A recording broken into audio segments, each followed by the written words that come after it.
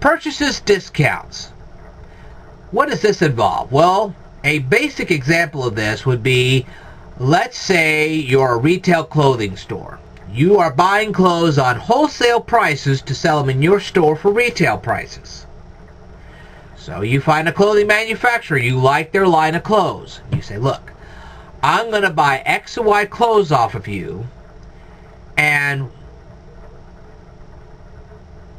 that way I can sell your clothing line in my shop.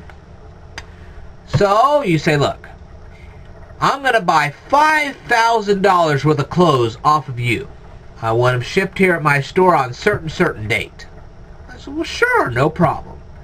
And they said, look, we'll ship the clothes to you.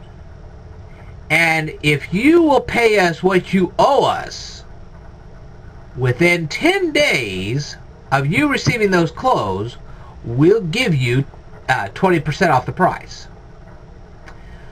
So they load up $5,000 worth of clothes onto a truck. They ship those clothes to your store. Now you're prompt. You immediately write out a check. It's been only 10 days since they shipped the clothes to you. You immediately write out a check, and you drive it right over to the clothing manufacturer. Say, here's your check. They say, okay, so we're going to knock 20% off that $5,000 price. So they knock $1,000 off of it. So instead of paying $5,000 for the clothes, you've now only paid $4,000. That's nice. But if you lollygag, you wait around, you'll have to pay the full $5,000. Okay? So it's a matter of rushing the money to them as opposed to just lollygagging. Now here comes the problem.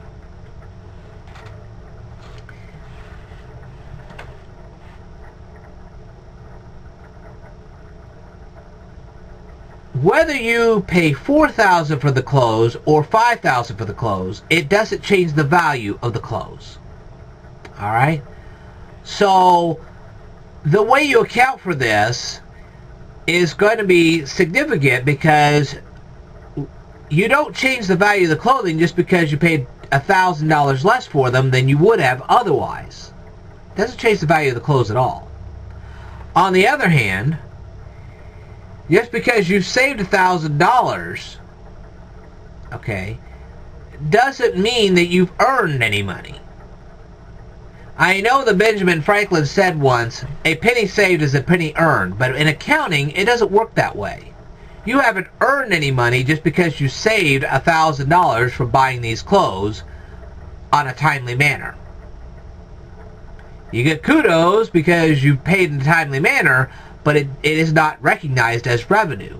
You didn't earn anything, you just saved some money. Okay?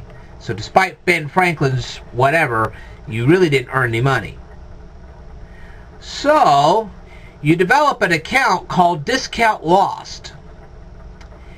If you buy your clothes on a timely basis, you buy the clothes and you pay up before the discount time is over with, you don't have to put any records into discount lost. However, if you don't pay when you should and you lose that discount, then you have to account for it as discount loss.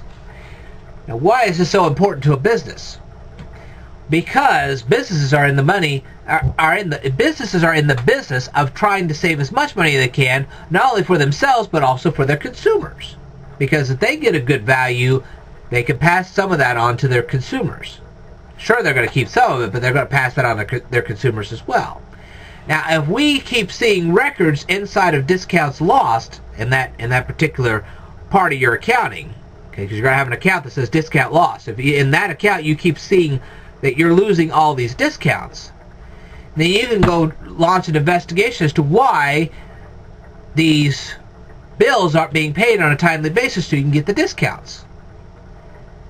And if you find out that somebody's just lollygagging on a regular basis, you fire them, because that's inefficient for business.